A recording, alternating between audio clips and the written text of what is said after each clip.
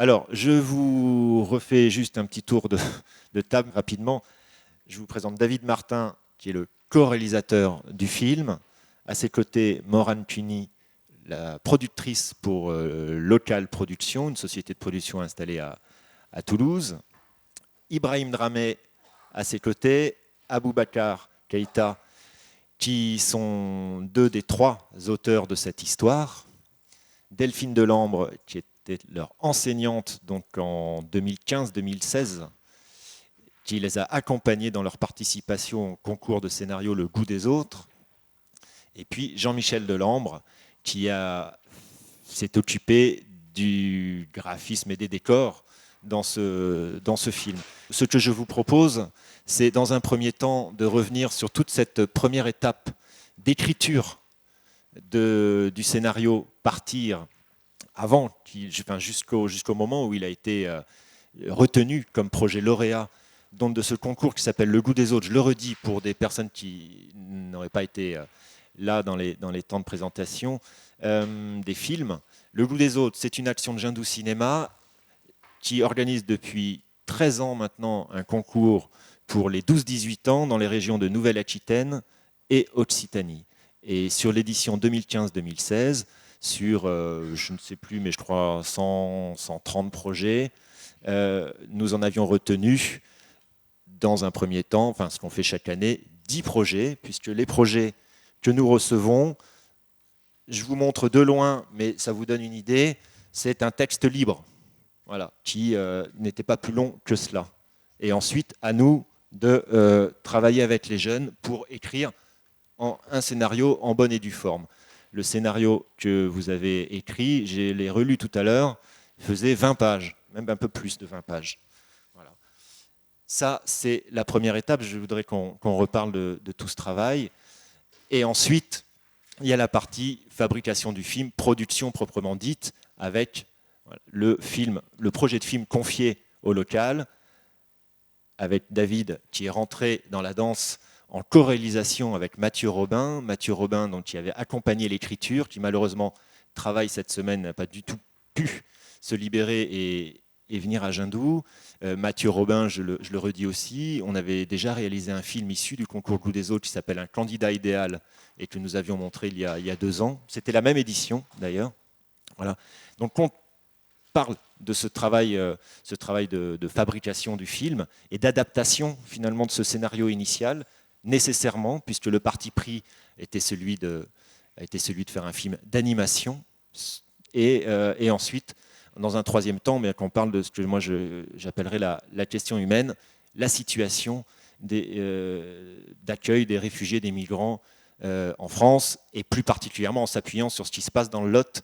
Et là, on fera parler nos amis de la CIMAD, et en particulier Christine Appart, qui est responsable du groupe de la CIMAD à Cahors, et également Anne Joubert, qui fait partie de l'association de Jindou Cinéma, et qui est également partie prenante dans un collectif local sur Gourdon et ses environs d'accueil et d'accompagnement des migrants et réfugiés ici dans le département.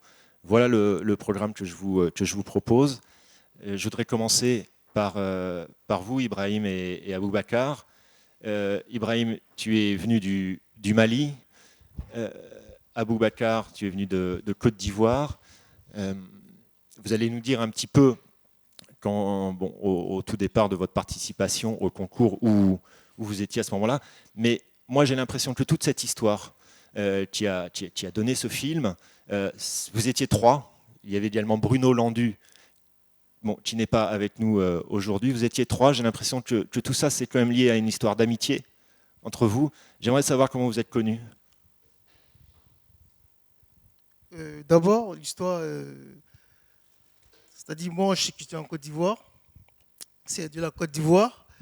Euh, Comment dire, j'ai traversé le Mali, l'Algérie et tout ça.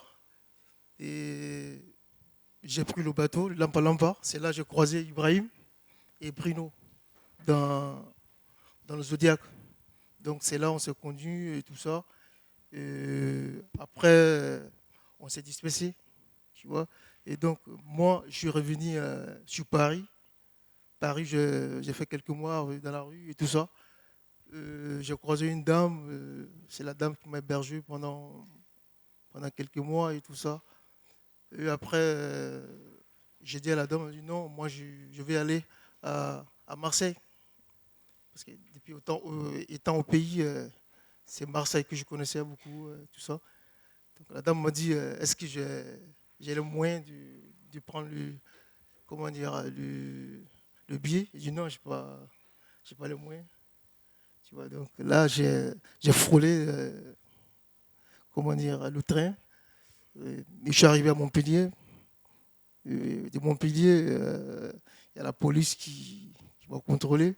Donc là, je suis descendu à Montpellier et la police m'a pris directement.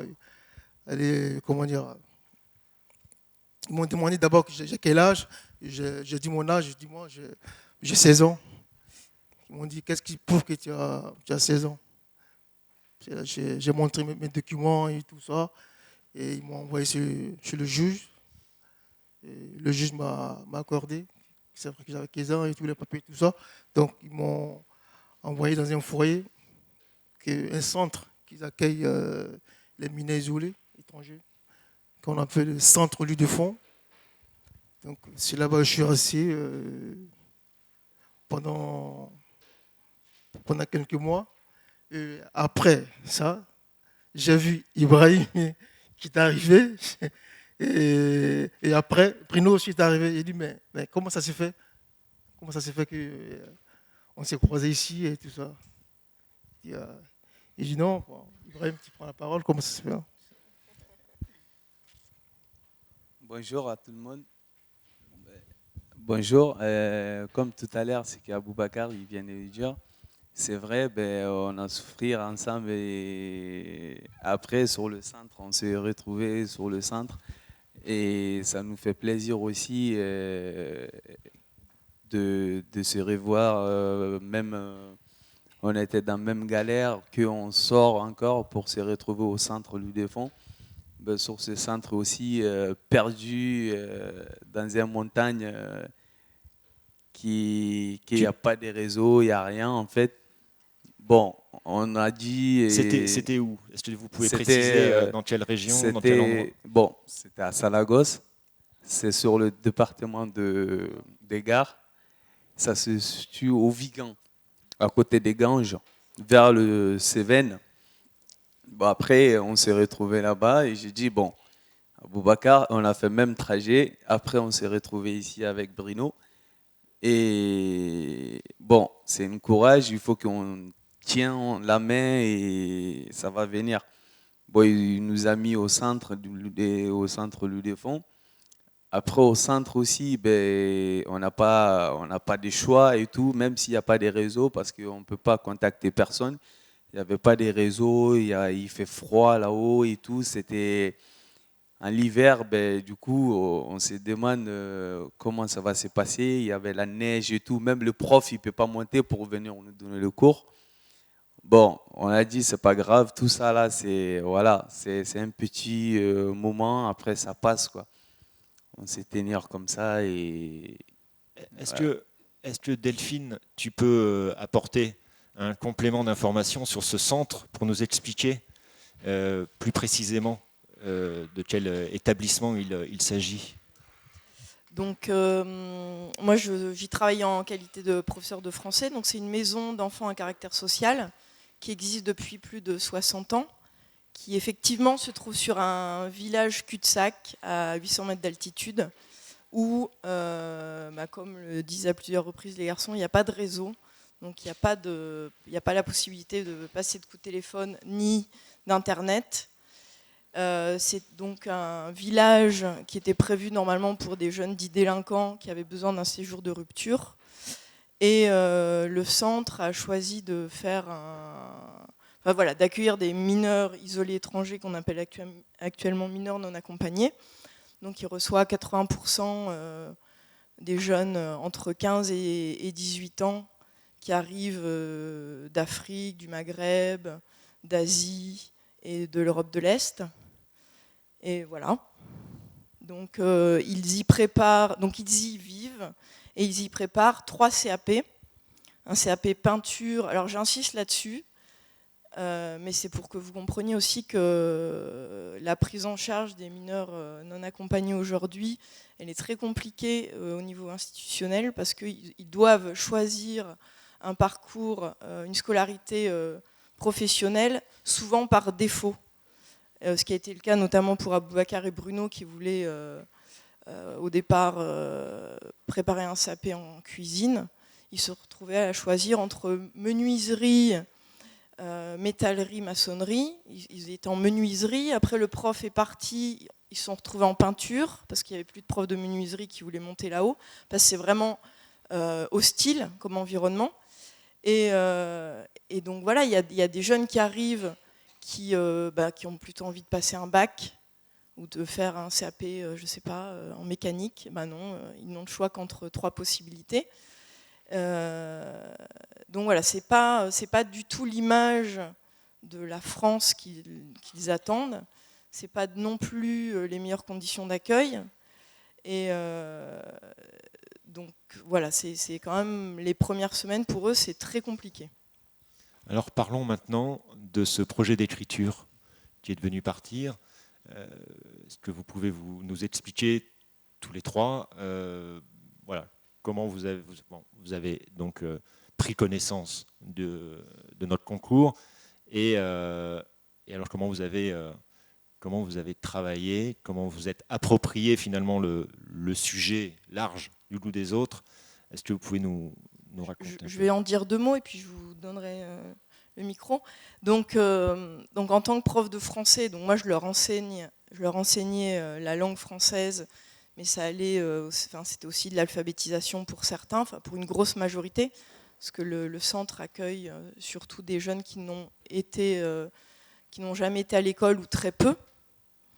Et alors il faut savoir que pour beaucoup, notamment je dirais pour la majorité d'entre eux, aller à l'école, c'est écrire, faire des lignes. Ils savent que c'est leur chance, enfin, de pouvoir apprendre à lire et écrire, et c'est ce qu'ils veulent. Donc tout ce qui est activité ludique ou proposer autre chose que de faire des lignes, c'est compliqué. Et c'est pour ça que par rapport à ma proposition de participer au concours, alors que j'ai su un peu par hasard, il y a eu que 3 intéressés sur une trentaine de jeunes. Et voilà. Après, je vous laisse parler peut-être du contexte. En tout cas, moi, vraiment, étant petit, moi, mon idée, vraiment, c'était de faire un documentaire. Mais je ne savais pas lequel de documentaire que j'allais faire. Mais c'était sûr que j'allais faire un documentaire dans ma vie. C'était sûr, certain. Sur ma vie. Donc, un jour comme ça, nous étions en classe. Il y a Delphine qui est arrivée pour nous dire il y a un scénario, un concours de film. Est-ce qu'on peut participer à ce concours? Moi, j'étais le premier à dire oui. Je me souviens, j'étais le premier à dire oui. Et après, je me dis, mais quel genre de film d'abord? C'est là, Delphine, elle m'a expliqué comment ça s'est passé et tout ça. C'est super. Moi, je suis partant. Voilà. Et c'est là. Moi, d'abord, j'avais déjà mon histoire qui était là. C'était sûr que j'allais un jour rencontrer ça, au public. Ça, c'était sûr et certain. Voilà comment c'est venu. Donc, on s'est engagé. D'abord, il y avait moi, et Ibrahim et Bruno. Tu vois. Moi, j'ai dit à Ibrahim, il dit, Ibrahim, est-ce que tu es partant? Ibrahim, au début, il ne voulait pas. Moi, je l'ai encouragé. Bruno aussi, pareil. Bruno aussi, il ne voulait pas. Et après, on s'est mis d'accord et tout ça. On s'est mis ensemble. Et donc, on a écrit le scénario et tout ça. Oui, alors vous avez d'abord écrit ce qu'on appelle un synopsis, c'est-à-dire un texte libre, et vous nous avez raconté l'histoire, le voyage d'un garçon Oui. d'un pays d'Afrique jusqu'en France. Oui. Et c'était ce récit-là avec, puisque je l'ai relu tout à l'heure, à la fin, de débarquer dans une ville française Oui, et de voir un petit peu partout oui, des affiches. oui. Voilà. Voilà. Et c'est peut-être bien aussi de rappeler du coup le contexte dans lequel vous étiez et nous étions tous en 2015-2016. Je crois que ça a joué. En 2015, ouais. Parce que donc, quand moi je leur ai parlé de ce concours, tous les trois étaient d'accord pour se livrer sur leur histoire, parce que en général, ils sont, enfin, même souvent, ils sont très discrets sur leur parcours. Et voilà, là, je sentais qu'il y avait une intention de partager leur histoire avec moi. Et en même temps, à ce moment-là, c'était les élections régionales. Et il y avait une grosse tension chez tous les jeunes du centre par rapport aux résultats de la montée de l'extrême droite, parce que leurs papiers dépendent voilà, du contexte politique. Donc je leur ai dit, il ne faut pas ignorer ça, puisque ça fait partie de votre quotidien aujourd'hui. Il faut forcément en parler. Voilà, c'est comme ça que Marion Maréchal Le Pen a fait son apparition. Voilà. Et alors, ça, c'est arrivé plus tard, peut-être, dans l'histoire de la photo, de la fameuse image, puisque, enfin, je ne sais pas, je pose la question, je ne me souviens plus très bien. Toujours est-il qu'on a donc retenu 10 projets parmi les 130 qu'on avait reçus, qu'à ce moment-là, nous avons fait appel à Mathieu Robin, qui est réalisateur installé à Montpellier, donc géographiquement pas très loin de chez vous. Et là, vous êtes rentré dans un travail d'approfondissement, de rédaction de scénarios, mais notre conviction dans cette démarche qu'on a avec le goût des autres, c'est qu'effectivement l'écriture d'un scénario, c'est quelque chose à la fois de technique, mais comme le langage du cinéma, je dirais, aide et apprend à avoir les idées claires, à se poser toujours la question de savoir ce qu'on a à dire et comment on le dit. Et c'est pour ça que c'est à la fois technique, mais ça permet aussi d'approfondir ce qu'on a, voilà, les idées qu'on a et d'aller plus loin. Alors comment s'est passé ce travail avec Mathieu? Et j'ai l'impression que l'image, cette fameuse photo, c'est vraiment là qu'elle est devenue centrale dans cette histoire. Parce que c'était le moment de l'écriture. On était en cours avec Delphine, en temps en temps, sur le matière français.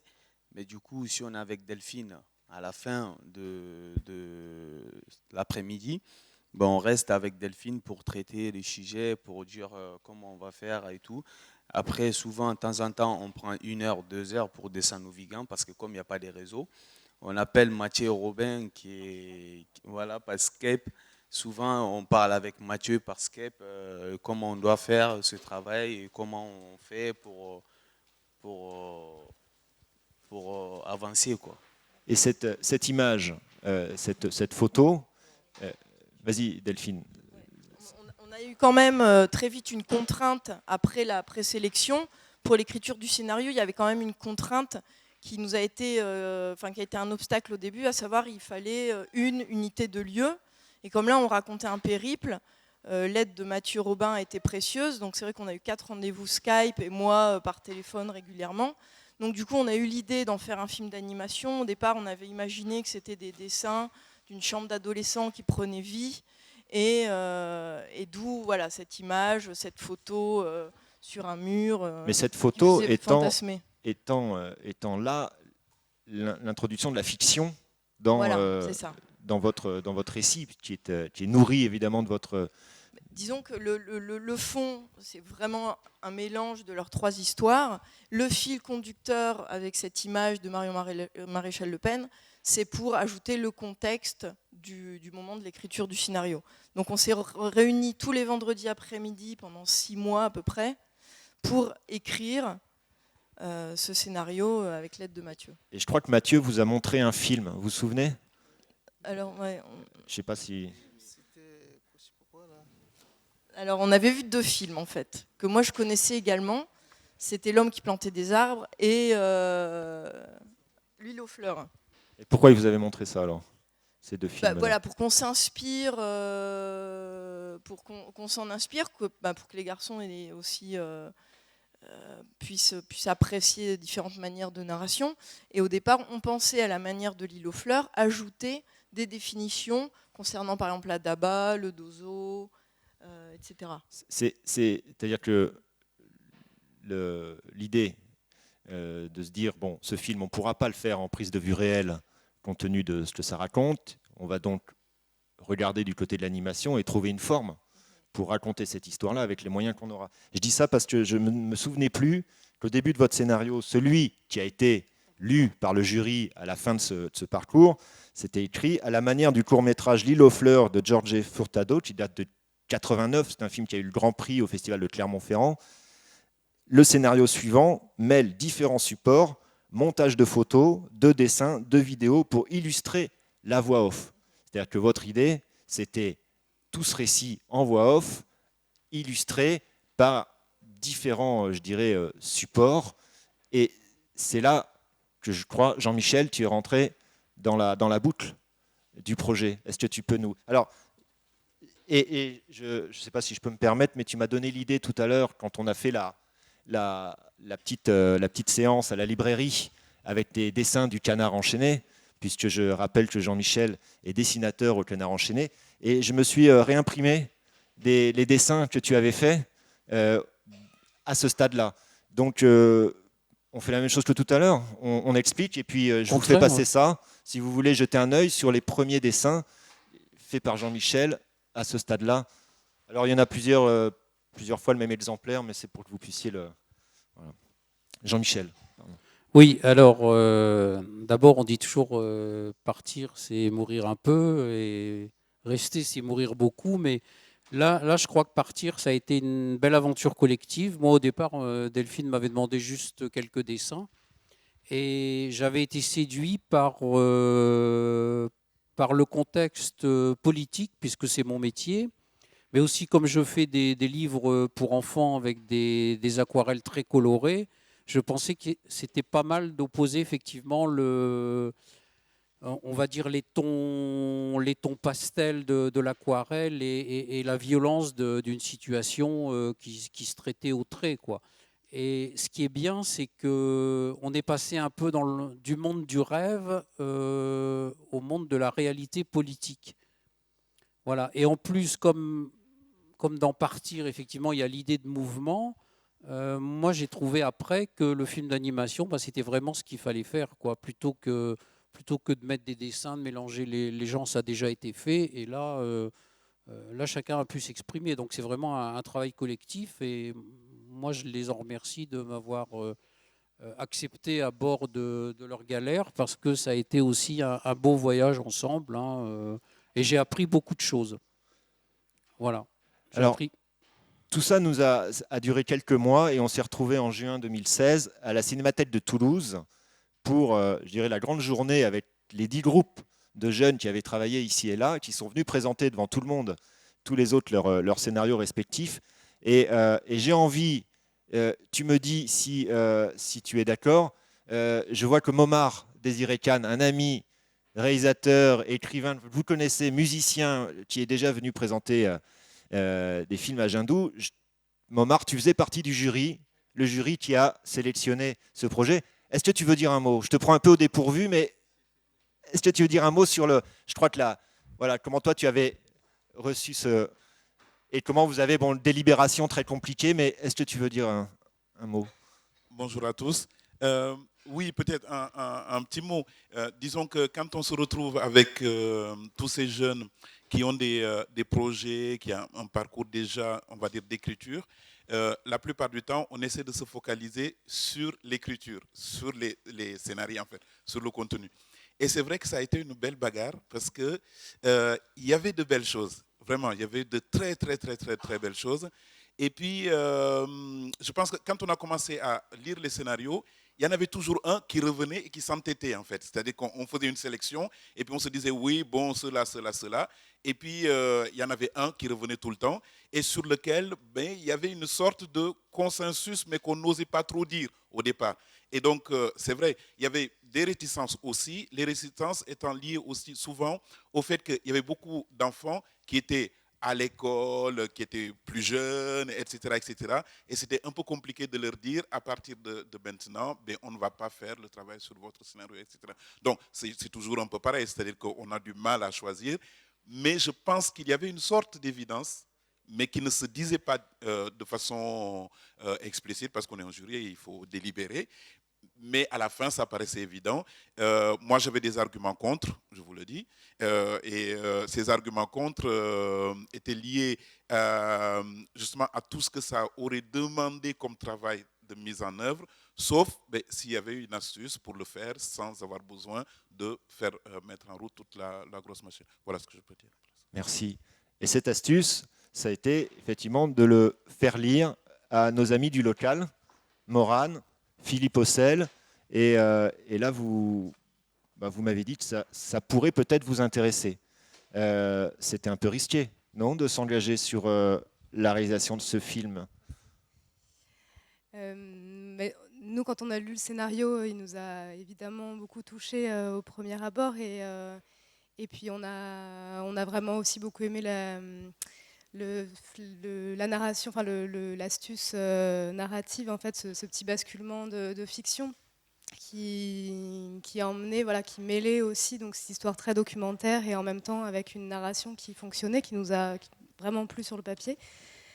Et ensuite, on a vu également, tu nous as transmis, Sébastien, la vidéo en fait, que vous aviez faite de présentation à la Cinémathèque. Vous avez défendu votre projet. Je crois que ça a beaucoup joué. Oui, c'est une vidéo qui dure à peu près une trentaine de minutes et qui est d'ailleurs en ligne sur notre site, si vous voulez aller plus loin et écouter la manière dont les garçons... Vas-y. J'aimerais bien rajouter quelque chose concernant cette présentation, puisqu'on a la présence d'un des membres du jury. Quand on a été donc retenu pour quand ils ont été retenus pour défendre leur projet oralement, c'est quelque chose qu'on a préparé aussi beaucoup en classe. Et les garçons passaient avant-dernier sur une quinzaine. 10. Ouais. 10. Et moi, j'ai vu défiler des groupes de jeunes avec des références cinématographiques. J'ai entendu des questions très pointilleuses du jury. Et j'ai vraiment eu très peur de les mettre en difficulté. Ça, on n'en a jamais parlé, en fait. Moi, j'avais très peur pour vous. Et je sais que ça se voit sur la vidéo pour l'avoir revue encore il y a 3 jours. Ils ont vraiment défendu leur histoire, leur travail admirablement. Et voilà, je pense que... parce que voilà, c'était les seuls... Tous les collégiens, lycéens venaient aussi de villes avec des établissements certainement prestigieux. Je me souviens notamment de la prestation de William qui est derrière, oui. qui avait été admirable.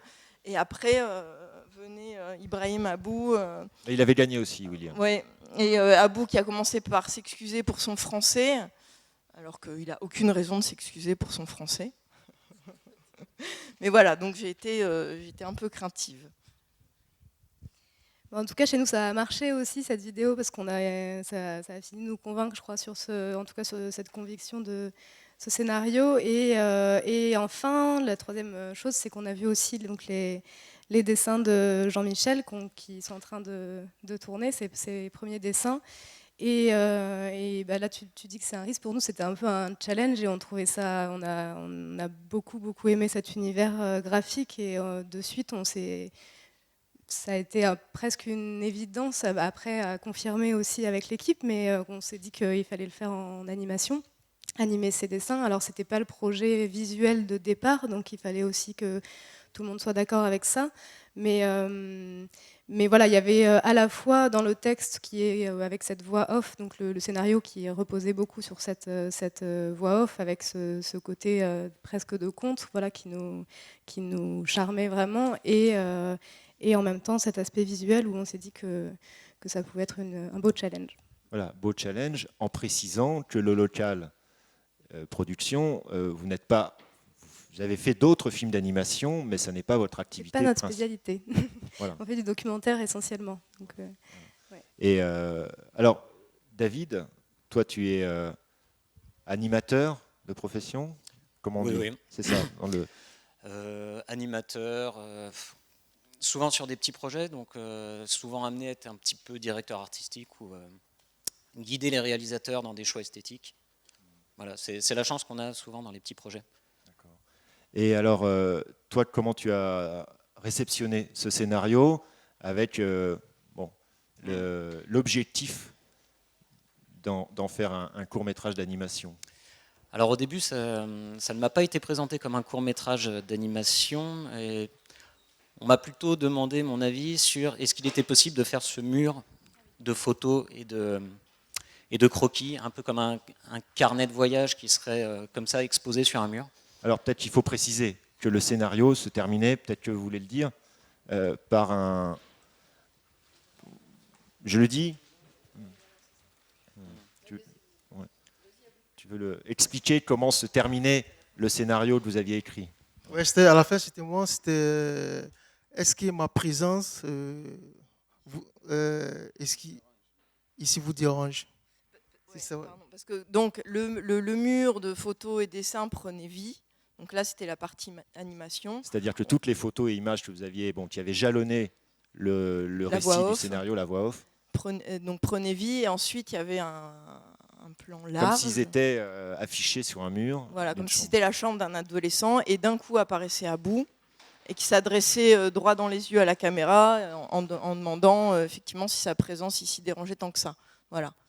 Ça, c'était le scénario de départ. Donc voilà, on m'avait demandé simplement techniquement si c'était faisable. Et puis à force de discussion, on a fini par transformer un petit peu cette idée de mur et c'en est devenu on va dire, des images. En fait, on s'est beaucoup appuyé sur tous les croquis de Jean-Michel pour se focaliser en fait sur son aquarelle et sur la légèreté de ton esthétique que ça nous propose pour aborder un sujet aussi dur. C'est-à-dire qu'on le voit ces quelques dernières années, enfin ça commence à faire peut-être 10-15 ans, on voit des projets très intéressants dans l'animation parler de sujets très durs et souvent c'est reçu avec énormément d'émotions, c'est des projets très forts. Alors c'est peut-être l'occasion aussi, là, et c'est peut-être la dernière chose de notre côté avant de vous donner la parole, sur la fabrication du film, puisqu'on a parlé d'animation cette semaine avec Jean-François Ladioni. Concrètement, ce matin, on parlait du film avec Jean-Pierre Lemoulan, producteur de Louise en hiver, que vous avez vu. Et Jean-Pierre, vous avez discuté parce qu'il t'a demandé mais comment vous avez fait, parce qu'il a apprécié le film et il s'est dit un film de 13 minutes en animation, ça n'est pas rien. Comment ont-ils fait, en plus avec un animateur, avec un dessinateur qui ne fait pas du cinéma d'animation? Comment vous vous êtes débrouillé? Et c'est peut-être là l'occasion du coup de repréciser un petit peu ce que c'est que la fabrication d'un film d'animation, et comment vous avez travaillé ensemble, quels étaient un petit peu là les enjeux à la fois techniques et artistiques pour pouvoir le faire dans les moyens qui étaient les vôtres. On va dire que comme je travaille souvent pour des courts-métrages d'auteur, on est très habitué à bricoler avec le peu de moyens qu'on a. Et donc, quand on n'a pas beaucoup de moyens, il faut trouver des bonnes idées. Et les bonnes idées, elles étaient déjà dans les planches de Jean-Michel. Donc en fait, on a tout appuyé là-dessus. Et plutôt que travailler une animation très fluide, très chiadée, avec beaucoup de perspectives et tout ça, on n'est pas parti sur du Disney. On s'est simplement dit, on va mettre en valeur l'image, la qualité de son aquarelle, et la voix off fera office de narration. Donc les images qu'on crée, en fait, on a essayé de concevoir ça comme des compléments poétiques à la voix, qui est plus factuelle, en fait. On peut estimer qu'il y a une animation assez minimaliste dans ce film. Donc comment ça se passe? Juste le processus. Il y a les dessins de Jean-Michel. Après, on les traite par ordinateur? Je ne sais pas comment. Alors, parce que ce matin, quelqu'un m'a demandé c'est quoi un intervalliste? Un intervalliste, puisque c'était marqué au générique. Je vais faire très bref. L'intervalliste, c'est pas celui qui a le meilleur métier dans ce domaine. C'est celui qui fait les dessins, on va dire, qui se situent entre les dessins importants d'un mouvement. C'est-à-dire si je déplace mon bras de là à là, Moi, je vais dessiner, moi, animateur, les 2 dessins qui sont là. L'intervalliste va faire tous les dessins qui sont entre les 2. C'est pas ce qu'il y a de plus passionnant, mais c'est très formateur. On est tous passés par là. Et puis alors, du coup, la manière dont on a travaillé avec Jean-Michel, c'est qu'il est illustrateur de presse. Pour de l'animation, en fait, il a la qualité de ses défauts, enfin plutôt les défauts de ses qualités, c'est qu'en une image, il raconte 10 minutes de film. Donc, on ne pouvait pas partir sur une narration comme celle-là, donc il a fallu qu'on s'inspire en fait, des images qu'il proposait pour pouvoir les faire évoluer dans le temps, tout simplement. Et donc, on a mis en place un processus où je lui demandais de me dessiner tel décor, ou voilà, de reprendre les dessins que vous avez eus en main et de retirer les personnages. C'était un peu triste pour lui, ça n'a pas forcément été facile. Et donc, nous, de notre côté, on animait les personnages et puis on greffait tout ça. Et d'ailleurs, le graphisme, un tout petit peu, s'est stylisé, un petit peu, c'est un tout petit peu évolué, le graphisme des personnages. Oui, alors ça, ça s'est fait d'un accord plutôt avec Mathieu, l'autre réalisateur. Jean-Michel, tu veux ajouter quelque chose sur cette phase-là ? Merci. Oui, moi j'ai bien aimé la façon dont finalement le graphisme a évolué, parce que plus on se rapprochait de la sinistre réalité des barbelés et tout ça, le côté un peu, on va dire, le côté un peu conte de fées, l'Afrique idéalisée, telle qu'on peut la voir dans les livres pour enfants, et puis l'idée de cette blonde jolie sirène évanescente, diaphane, enfin tout ce qu'on veut, quoi, avec tous les clichés sur les fées, les jeunes filles blondes. Bon, ça s'est estompé, et puis on est arrivé finalement à une animation beaucoup plus violente, mais moi j'assume le travail qui a été fait. Simplement, si on avait eu 3 mois de plus, on aurait pu faire quelque chose de vraiment encore mieux. Mais c'est ce que je me dis à chaque fois que chaque fois que je publie un dessin dans la presse. Si j'avais eu une journée de plus, qu'est-ce qu'il aurait été bien, quoi. Donc voilà, maintenant. Et une autre petite question, mais alors là c'est peut-être pour, je reviens à David, parce que j'entends souvent que pour les films d'animation, on se dit bon, combien de minutes de film ou de secondes de film on peut faire par jour. C'est juste pour qu'on ait une idée. C'est totalement variable. Alors si on part sur on va dire sur du Miyazaki, il tourne à quelque chose. Les animateurs, c'est-à-dire juste le dessin des mouvements des personnages, un animateur fait quelque chose comme une demi-seconde par jour, à peu près. Là, dans le cadre du film, les 12 minutes ont été animées à 4 en un mois. On n'est pas vraiment dans la même économie. C'est pas aussi détaillé, mais des fois, ça permet de trouver des choses intéressantes aussi. Bon, j'ai envie de vous donner Je peux rajouter oui, quelque chose pardon, vas-y. Non, juste sur la fabrication du film, je rajoute, on a beaucoup parlé de l'image, mais il y a un énorme travail qui a été fait sur le son et en animation. Enfin, c'est important partout en cinéma, mais en animation peut-être encore plus particulièrement. Et il y a un très beau travail qui a été fait à la fois d'interprétation de la voix donc, par Siaka Sanou, qui est un jeune Toulousain qui a enregistré cette voix, qui a incarné cette voix que vous avez écrite. Et ensuite, un travail de sound design qui a été fait par Florian de la Fournière, et un travail en collaboration avec Cyril Legrain, et un travail de composition de musique aussi par Pascal Bidot. Et voilà, et du coup, juste pour préciser que dans ce travail aussi, une fois que l'image a été terminée, il y a aussi l'agencement de toute cette bande-son, et de trouver tu parlais de la poésie entre la voix et l'image, et il fallait aussi faire vivre tous ces décors en sonore. Et d'ailleurs, j'étais très heureuse de l'entendre dans le cinéma de Verdure hier soir. Voilà, il y a tout ce travail qui donne vie aussi aux images, et qui a été fait aussi très vite, et que je leur dessine parce que je trouve que c'était un très beau travail. Et il y a une chanson à laquelle vous pensiez au départ, mais finalement elle n'y est plus. C'est ça. Oui, c'était une chanson de Fatoumata Diawara qui est un peu connue toute la France, qui est une chanteuse malienne qui est super connue, qui bat aussi pour ce projet-là, parce que ce projet-là, on bat pour le jeune qu'ils ont en Afrique actuellement, qui veut sortir d'Afrique pour venir en Europe. Bon, ce truc-là, et tout le monde a envie de venir en Europe parce que il y a un peu de souffrance, mais il ne faut pas qu'on sorte bêtement en gros, quoi, pour partir se jeter à la mer comme ça pour venir. Mais c'est pas leur faute. C'est pas leur faute, c'est la faute de nous, quoi.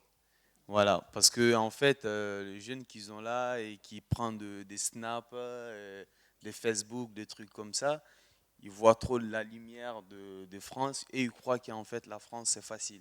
Ben, on est tous passés pareil, hein, le début, même nous, si tu nous demandes, on croit que la France c'est simple, c'est facile, mais c'était le moment aussi, c'était bien la France. C'était un peu bien, mais actuellement, la France c'est un peu compliqué. C'est un peu compliqué, on a passé ce message-là. Voilà, avec ce truc-là, avec Fatoumata Diawara, ben, on est parti au Delphine, qu'ils ont parti à raconter Fatoumata Diawara vers la concert de. C'était un concert de 7, ben, qu'ils ont proposé à Fatoumata Diawara qu'on va prendre les chansons de Fatoumata Diawara pour lui faire passer. Parce qu'en fait, Mathieu, pendant l'écriture du scénario, nous avait dit vraiment imaginez le plus de détails possible. Donc nous, pendant l'écriture, on revenait souvent sur les 5 sens. Moi, je leur disais, bon, à ce moment-là, qu'est-ce que tu vois, qu'est-ce que tu sens, qu'est-ce que tu entends?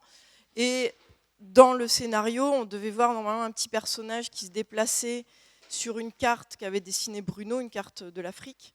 Et en leitmotiv, Aboubacar et Ibrahim avaient pensé donc à cette chanson Clandestin de Fatoumata Diawara. Quand ils ont été donc, heureux lauréats, on a fait une enveloppe avec tout le matériel, des dessins, le scénario imprimé, une clé USB avec voilà, plusieurs documents. Qu'on avait l'intention de remettre à Fatoumata Diawara lors d'un concert à 7. Malheureusement, les garçons travaillaient à ce moment-là, donc j'y suis allée seule. Et en fait, au moment de la lui remettre, elle m'a dit « mais allez-y, racontez-moi ». Et brièvement, je lui ai raconté. Elle m'a dit « vous avez un téléphone portable, vous pouvez filmer ?» Je dis « oui ». Et bien voilà, vous avez filmé ma réponse, qui a été les garçons, je suis votre grande sœur, je suis votre maman, vous pouvez compter sur moi, utilisez cette chanson, utilisez toute la musique que vous voulez, je vous la donne. Sauf que voilà, il faut une preuve écrite et peut-être qu'on arrivera à l'ajouter à la fin. Voilà. Mais en tout cas, c'était un beau cadeau de la chanteuse et je pense que voilà, ils étaient surpris de cette générosité, quoi. Alors, voilà, je propose maintenant, par rapport à ce qu'on vient de dire et sur le travail de ce film et sur le film lui-même, bien entendu, que vous vous exprimiez. Il y a un micro. Bon, mais moi, je vais me couvrir de ridicule, mais c'est pas trop grave pour moi. Parce que je suis contente d'être venue à cette chat, parce que j'avais pas compris que c'était Marion Maréchal Le Pen, la blonde. Et je dois dire que c'est une idée absolument géniale, hein, mais vraiment, déjà que j'ai adoré ce film, je le trouve encore plus génial. Et puis aussi tant qu'on y est, parce que vraiment, je trouve ce film magnifique. Et certainement, vous dites qu'il n'est pas bien fini, qu'il aurait pu être mieux. Je pense que c'est ses défauts qui sont encore plus beaux que ses qualités. Et dans cet ordre-là, je voudrais demander à Jean-Michel, il a dit qu'il avait beaucoup appris. Je voudrais savoir qu'il me dise ce qu'il a appris. D'abord, c'était un travail en équipe. J'ai appris aussi que, d'abord, c'est un peu notre rencontre, c'est une histoire dans l'histoire, parce qu'après, j'ai fait la connaissance de Aboubacar et de Ibrahim, et ils sont attachants. Voilà. Et ça aurait pu être des petits cons, finalement, mais ils sont attachants. Donc, voilà. Donc c'est presque devenu une affaire d'amis. Et puis voilà, moi j'ai appris aussi, j'ai appris qu'en animation je ne connaissais rien. Hein, et on n'imagine pas, je crois, c'est comme quand un écrivain voit son texte porté à l'écran, on invente des personnages, mais ils sont faits pour vivre sur le papier, pas pour bouger. Donc quand on voit des personnages qui bougent, on dit tiens c'est marrant, moi je marche pas comme ça. Alors, et ce que j'aime, c'est que l'animation est un peu minimaliste, mais je crois que c'est justement le film à la qualité de ses défauts. C'est ça qui est merveilleux, et c'est qu'on voit encore le bricolage. Voilà. Et moi, dans mes dessins, je travaille à l'ancienne, donc encore avec du papier, de l'aquarelle, mes petites mains, et à une époque où tout se fait sur ordinateur, et là, c'est le mélange des deux. Je pense que ça donne un chouette résultat. Bien sûr, si on avait eu plus de temps, ça aurait encore pu être plus merveilleux, mais voilà, je crois qu'on peut être content du résultat. Oui, je voulais ajouter sur Marion, parce que, pardon, finalement, Marion, finalement, peu importe si on ne la reconnaît pas. Moi, d'ailleurs, dans les images de départ, je lui avais fait volontairement les yeux bleus, parce que les sirènes ont forcément les yeux bleus. Donc, messieurs, je vais vous décevoir, mais en fait, Marion a les yeux marrons, hein, les yeux de cochon. Bon, comme on dit quand on est gamin. Une question. D'abord bonjour et bravo. J'avais simplement envie de vous dire une chose, c'est que l'imperfection fait l'humain et que votre film est un film humain. C'est pas de la technologie. Et que rien que ça, félicitations. Peut-être une question quand même dans les séquences du film. Est-ce qu'il y a des passages qui ont été plus compliqués à mettre en scène que d'autres? Non, pas vraiment. En général, ce qu'on essaie toujours, c'est d'avoir une vision d'ensemble, surtout dans l'animation. C'est peut-être un peu hasardeux de dire ça, mais on est obligé de travailler tout le projet. Il faut que le projet existe avant qu'il soit mis sur le papier, avant qu'il soit couché sur le papier. Donc en fait, le gros du travail, c'est d'harmoniser les moments, les séquences, qu'elles se répondent, qu'elles se contrastent. Et après, techniquement, non, il n'y a pas eu de séquences plus compliquées les unes que les autres.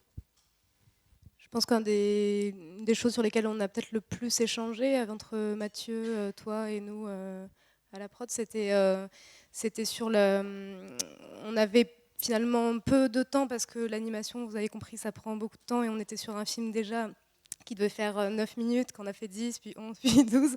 Et donc, c'est très long, 12 minutes pour un film d'animation. Et par rapport à la voix, qui était très dense, et où il y avait beaucoup de choses, et on n'avait pas envie de couper cette voix, mais en même temps, il fallait que les images puissent vivre aussi. Il ne fallait pas qu'on soit dans un rythme trop accéléré. Et finalement, ça a été sur ça qu'il y a eu peut-être le plus de discussions, c'est parce que du coup, on a coupé des morceaux de voix beaucoup avec Mathieu et pour pouvoir aussi laisser des petits temps de respiration de l'animation et voilà, donc ça c'est effectivement, il fallait caler tout ça avant de lancer vraiment la production du film. Et donc c'est sur ça, même sur la fin, qu'il y a eu encore des ajustements. Je pense que... Oui, c'est ça, c'est qu'à partir du moment où un projet est basé sur une voix off, on va dire le premier piège qui se présente, c'est de faire de la redite. C'est-à-dire que entre l'image et ce qui est dit. Exactement, et ne faire qu'illustrer ce que la voix raconte déjà. Donc voilà, effectivement, peut-être le plus gros du travail, ça a été de retirer de la voix par moment, mais de retirer de l'image aussi à d'autres, ou plutôt que de réaliser une scène factuelle et vraiment complexe, simplement, je sais pas moi, faire un plan contemplatif sur un paysage ou ce genre de choses, quoi. D'accord. En peut-être préciser, parce qu'on parle beaucoup de moyens, dire quand même avec quels moyens concrètement ce film a été fait, Morane. Alors on a eu une aide de la région Occitanie qui représente 21 000 €, et on a fait le film avec ça, avec beaucoup de bonne volonté. Bon. Oui, bonjour. Alors je vous prie de m'excuser, je n'ai pas vu le film, Mais j'ai lu le résumé, je vous ai écouté, mais je n'ai entendu que, enfin principalement, que des aspects techniques de ce film, qui sûrement était très, très beau. Mais est-ce que le message, parce que je suppose qu'il y a des messages que vous avez voulu faire passer, et là je m'adresse aux deux personnes qui ont écrit les textes, est-ce que le film fait bien passer ces messages, et lesquels finalement? Qu'est-ce que vous avez pensé du film, vous, finalement, qui êtes les auteurs de départ et qui avez confié ensuite finalement ce projet à des professionnels? Qu'est-ce que vous en avez pensé?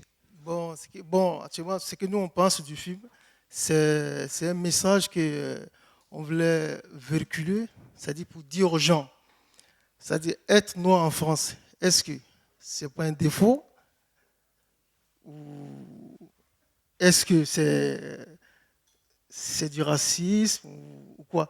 Et puis en même temps, de dire aux gens, ceux qui sont restés au pays, étant en Afrique, c'est-à-dire de ne pas venir en Europe parce qu'ici, c'est pas ce qu'on pense. Tu vois, ne croyez pas à tout ce qui brille n'est pas de l'or. Voilà, moi j'ai cru à la jaune blonde étant au pays, tout ça. Tu vois, c'est à cause d'elle que moi je suis arrivé en France. Tu vois donc j'arrive en France. On me dit qu'elle n'aime pas les gens comme moi. Est-ce que c'est normal ou pas? Vous avez dit que vous étiez passé devant un juge et vous avez de la chance. Moi, je connais des juges à Bayonne qui ont mis en prison des jeunes de moins de 18 ans parce qu'ils n'avaient pas de preuves qu'ils étaient vraiment mineurs. Et je suis contente de voir qu'au moins vous êtes arrivé là où vous êtes arrivé. Je pense aux autres. Alors, je voudrais donner maintenant la parole à Christine Appart, qui est responsable du groupe de la CIMAD à Cahors. Peut-être, Christine, si tu veux nous rejoindre, il y a une place là sur le côté.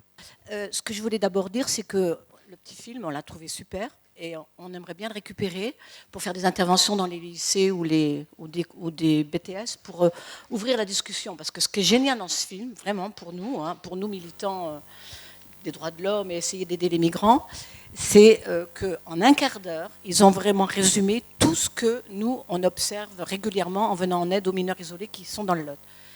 Donc je me sers un peu de cet auditoire pour témoigner qu'actuellement dans le Lot, depuis, disons, 2 ans, la situation se dégénère. C'est-à-dire qu'effectivement, il y a beaucoup plus de jeunes mineurs isolés, mais ce n'est pas une raison pour mal les accueillir. Et on a des difficultés lorsque un jeune migrant arrive dans le Lot et qui revendique sa minorité, il est recueilli au foyer d'aide sociale à l'enfance. Il y a une évaluation qui doit être faite dans les 5 jours. Il ne respecte pas toujours le délai. Mais une fois que cette évaluation est faite, de plus en plus, il y a pression sur les éducateurs qui sont chargés de cette évaluation pour dire qu'ils ne sont pas mineurs. Et alors, il y a vraiment ce qu'on appelle le délit de faciès. Moi, j'ai des gamins qui me disent « mais moi, c'est pas de ma faute si j'ai l'air costaud, mais j'ai vraiment 16 ans. » quoi. Et les éducateurs disent « oui, il a fait un parcours, c'est pas cohérent, il se contredit dans ce qu'il raconte, il est baraqué, etc. » Donc, ce qu'on fait, c'est qu'ils sont rejetés du foyer d'aide sociale à l'enfance en disant « vous n'êtes pas mineur ». Donc, ces gamins, ils viennent nous voir et nous, on les aide à saisir le juge des enfants pour contester, parce que souvent, ils ont des éléments, pour contester le fait qu'on refuse de reconnaître leur minorité. Le gros problème que nous avons actuellement dans le Lot, c'est pour ça que j'insiste à le dire, j'espère qu'il y a pas mal de Lotois parmi nous, c'est que pendant cette laps de temps, ces gamins sont à la rue, à Cahors. En hiver, moi j'ai eu des gamins, -5, qui dormaient sous la médiathèque. Alors, on a créé il y a un collectif, on réussit des fois à les faire héberger dans des familles, mais globalement, si on n'a pas quelqu'un qui peut prendre un gamin, les gamins dorment dehors. Alors, on a essayé de les faire héberger par le 115. La DDSCP ne veut rien savoir parce que, effectivement, le 115 n'a pas le droit d'accueillir des mineurs. Alors, ils sont... La DDSCP, c'est la direction départementale, c'est l'ancienne DAS, c'est ceux qui donnent des ordres pour la prise en charge de l'hébergement d'urgence. On est allé voir le préfet. Le préfet a une obligation légale de recourir à l'hébergement d'urgence. On doit laisser personne dehors. Ça ne se passe pas comme ça dans le Lot. Donc, on est vraiment en colère.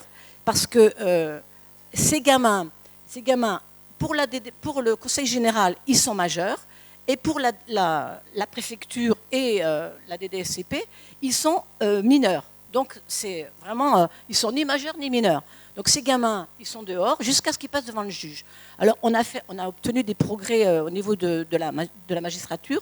C'est qu'on fait une demande de mesure à titre conservatoire pour que les gamins réintègrent le foyer d'aide sociale à l'enfance le temps que le juge se prononce, en faisant vérifier les papiers, se prononce sur la minorité ou la majorité.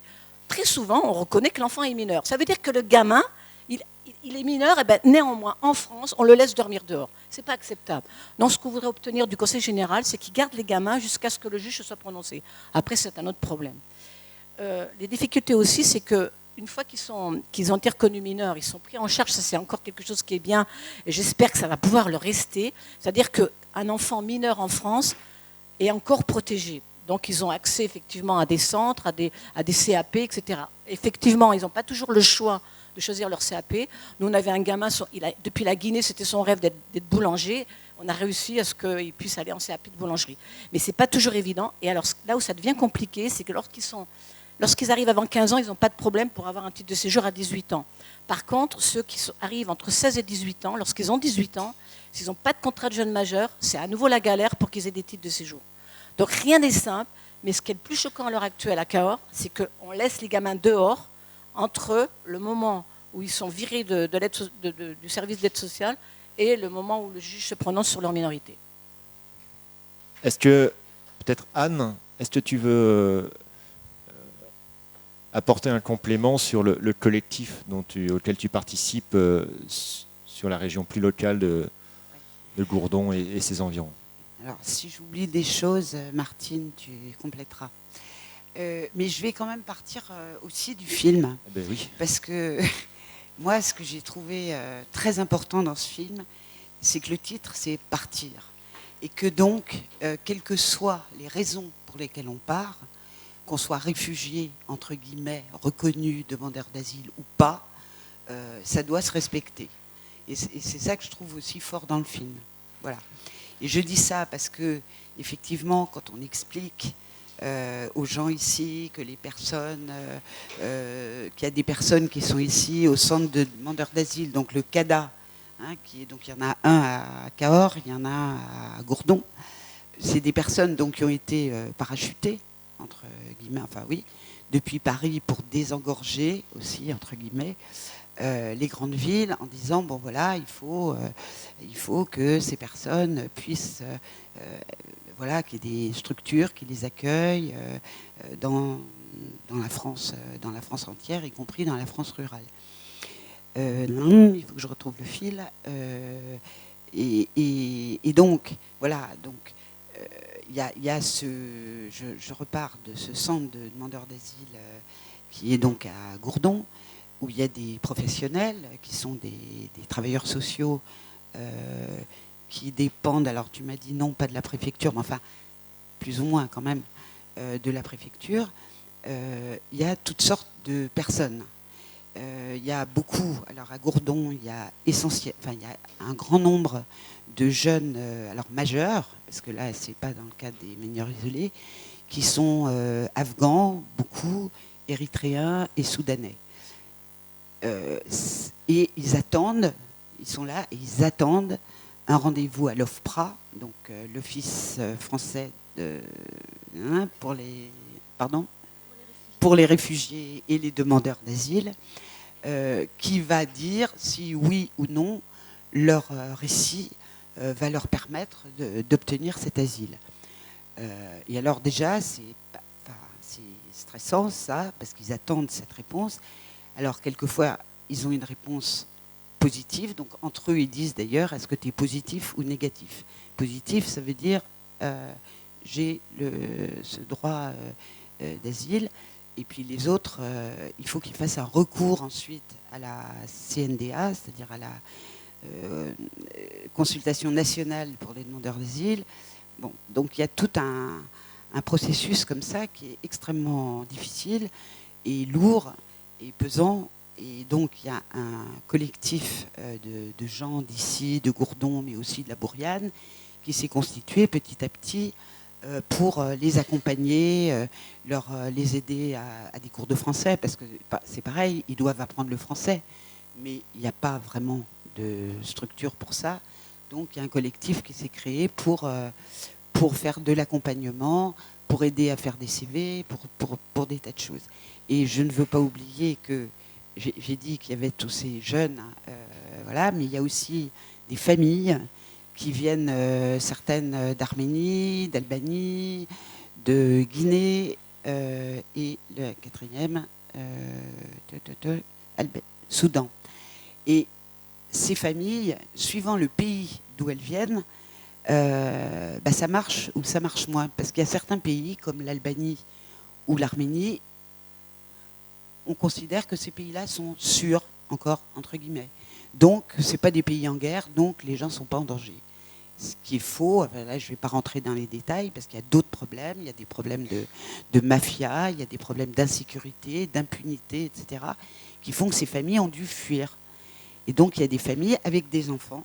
Donc, il y a, je ne sais pas, en tout, il y a une douzaine d'enfants au Canada, à peu près, voilà, qui sont dans l'attente, où certaines ont eu des refus et font des recours. Et nous, alors là, je reviens au collectif, il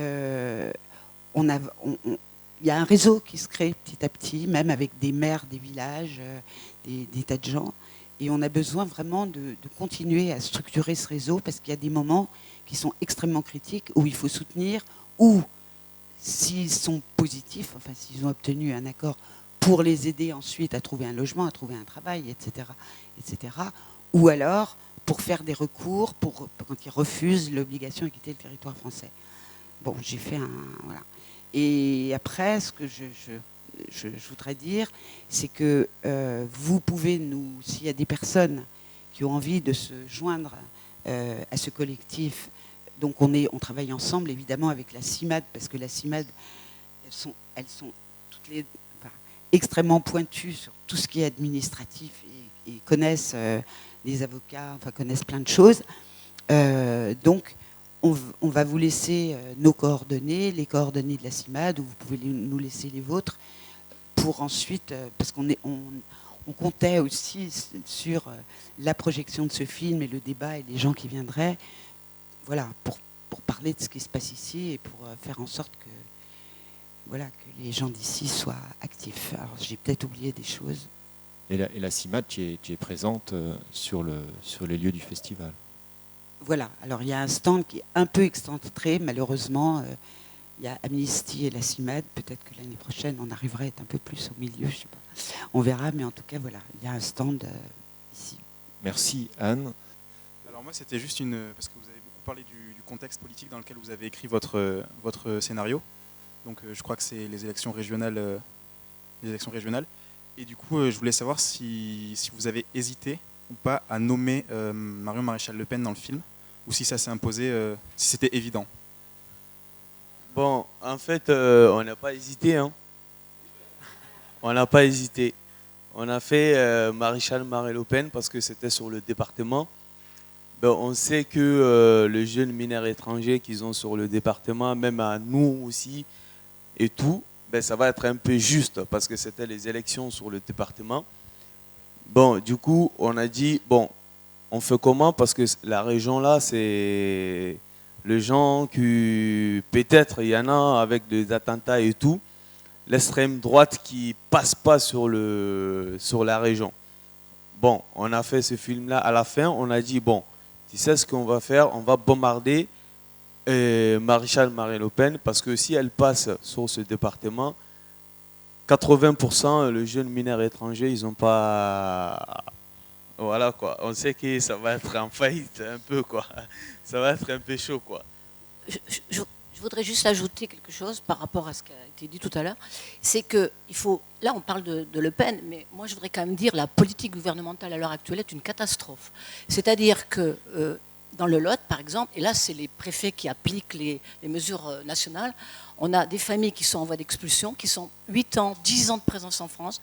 La cerise sur le gâteau, c'est une famille avec un enfant handicapé qui a toujours été renouvelé étranger malade parce qu'il faut que cet enfant soit soigné. Il a 7 ans. Et là, on est en mesure d'expulsion, assignation à résidence. Donc, il risque d'y avoir une grosse mobilisation à la rentrée puisqu'on a obtenu de la préfecture qu'on renégocie les dossiers à la rentrée. On ne veut pas faire du cas par cas, on veut que toutes ces familles ne soient pas expulsées. Mais il faut quand même savoir que la politique de Macron, c'est les gens présentent une demande d'asile, on les accepte, ok. Il faut savoir que sur les demandes d'asile, il y en a à peu près que 20% qui passent, alors qu'il y a des demandes qui pourraient passer. Les conditions dans lesquelles on les examine, je ne vous dis pas. Hein. Et en plus, une fois qu'ils sont déboutés du droit d'asile, maintenant, on a raccourci les délais et ils doivent être expulsés. Voilà. La politique, c'est ça, à l'heure d'aujourd'hui. Et à la préfecture de Cahors, ils ont embauché quelqu'un rien que pour faire des OQTF, obligation de quitter le territoire. Donc, on se trouve avec des familles qui étaient installées, intégrées dans le Lot, qui vont être expulsées. Donc, on ne peut pas accepter ça. Voilà.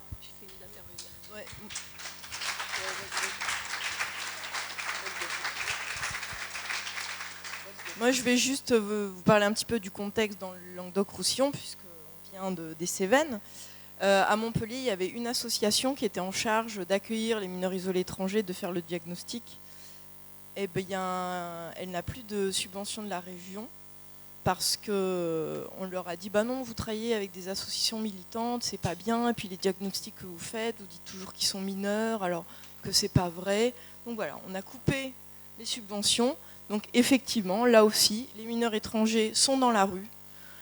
Quand ils attendent la réponse du juge, on les met pendant des semaines, voire des mois, dans des hôtels avec des tickets restaurants, alors qu'on se doit quand même, l'État se doit de protéger, de scolariser les gamins. Et c'est de pire en pire. Quant aux demandes d'asile, voilà, moi je suis confrontée cette semaine à un cas de figure. Il est afghan, il est vraiment en danger chez lui. Il a eu le malheur... Alors, pendant les entretiens, on ne tient pas compte de la question culturelle.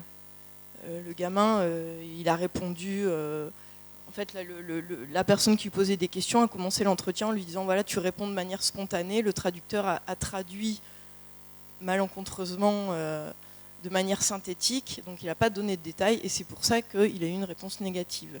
Et maintenant, il fait quoi? Voilà. Donc, demande de recours, etc.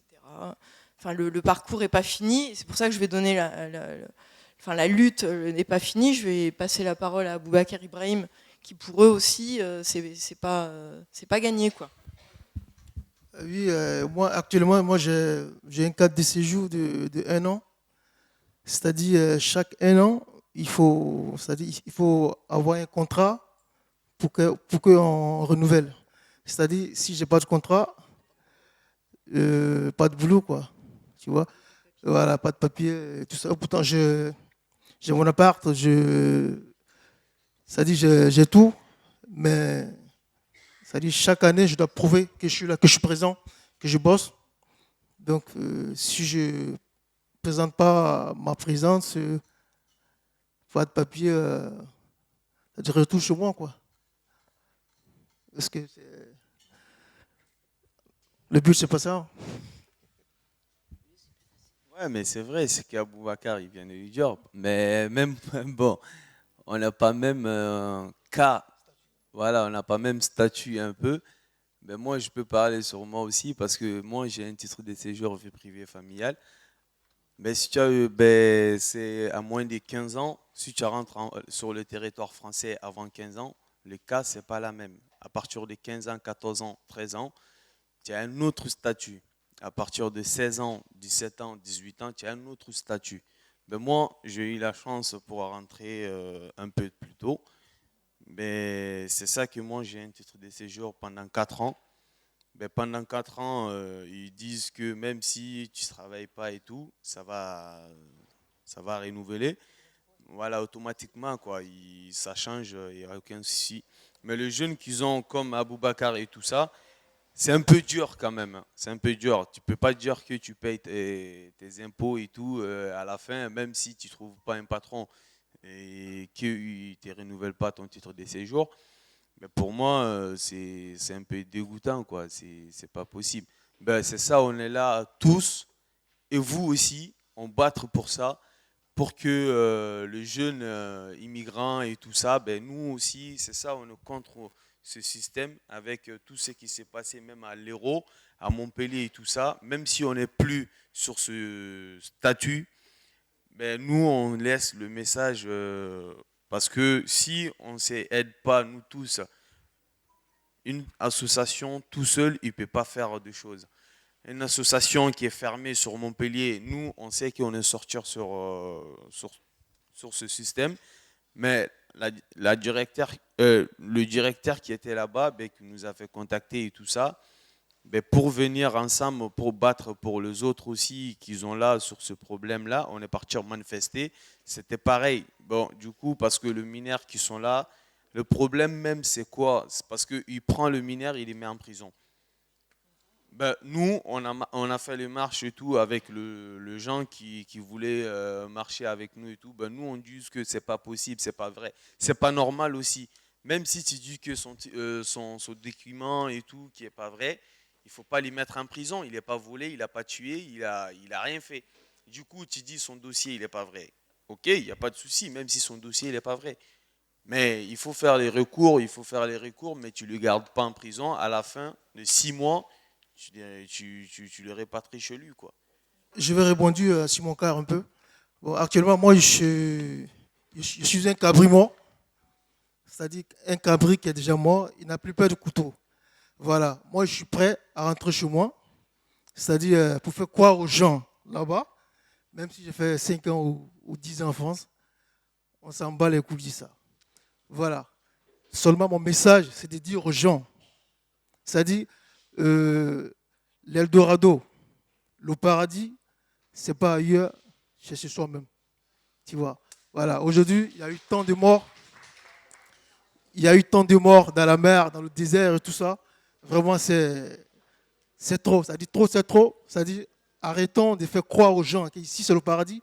Pourtant, c'est, en tout cas, bon, c'est pas le paradis ni l'enfer. Hein. Ouais, mais moi, en tout cas, je suis prêt aujourd'hui. Même si, on ne m'accorde pas la carte de séjour, je suis prêt à rentrer chez moi. Voilà, parce que le morceau de bois aura tant d'euros dans l'eau, il ne sera jamais caillement. Voilà. Et moi, je suis fier de moi. Je suis venu en France, j'ai eu d'expérience et tout ça.